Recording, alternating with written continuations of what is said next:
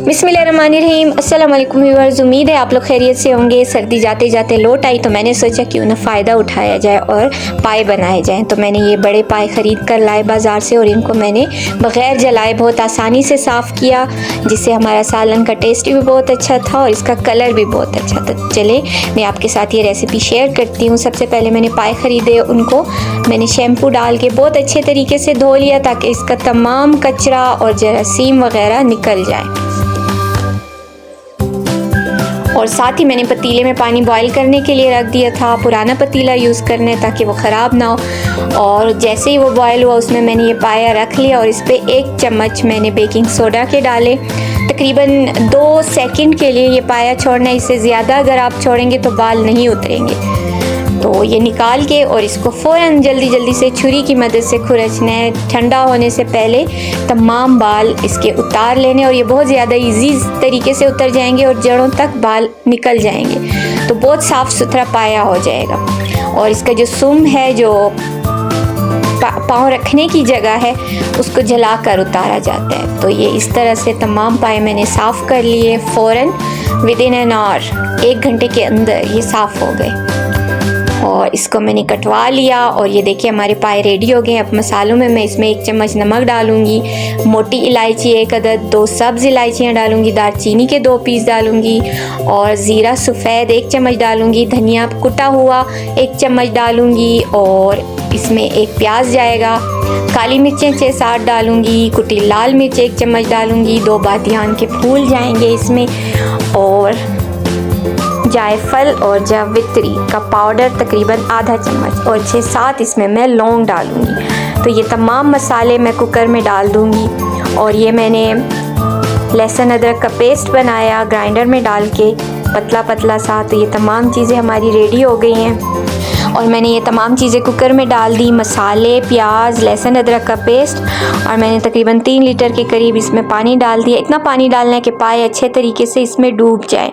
उसके बाद हम कुकर को बंद कर देंगे। मैं इसमें वेट नहीं लगाऊंगी, हल्की आंच पर दम पर बनाऊंगी कुकर बंद करके। तो ये देखें 4 घंटे हमारे पायों को गुजर चुके हैं और ये हाफ़ डन हो चुके हैं। अब मैं इसके लिए एक स्पेशल सा मसाला बनाऊंगी जिससे इसका टेस्ट बहुत ज़्यादा ज़बरदस्त हो जाएगा और बहुत मज़ेदार सा सालन बनेगा। तो उसके लिए मैंने 2 दरमियानी प्याज ली और 6-7 जो है लहसुन के, और उनको मैंने पीस लिया।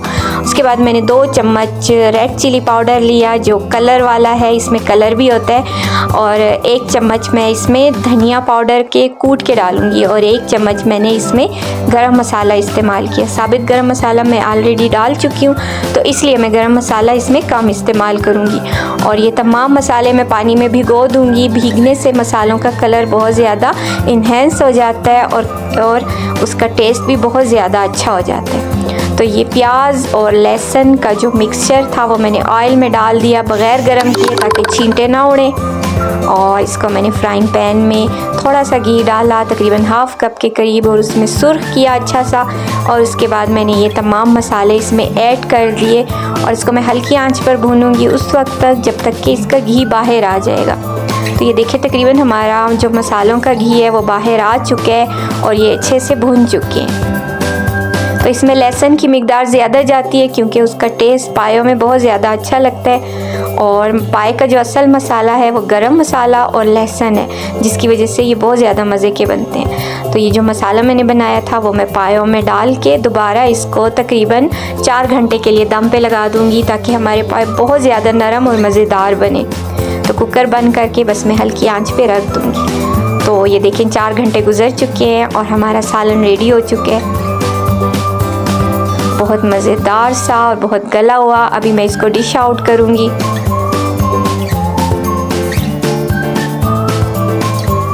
ये देखें जो हड्डियां हैं उनसे गोश्त हट रहा है नरम होने की वजह से।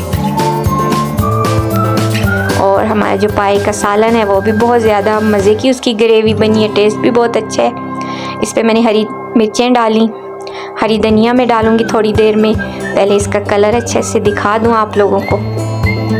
तो ये आप पाए देख सकते हैं इनका कलर कितना अच्छा है, सालन का कलर इतना अच्छा वाइट सा है और हमारे पाए भी बहुत अच्छे से गले हुए हैं। तो ये बहुत ज़्यादा टेस्टी बने थे और सबको बहुत पसंद आए थे। तो चलिए मैं आपको दिखाती हूँ कि ये कितने नरम हैं और कितने लजीज हैं। हल्की सी चम्मच से भी ये टूट रहे हैं।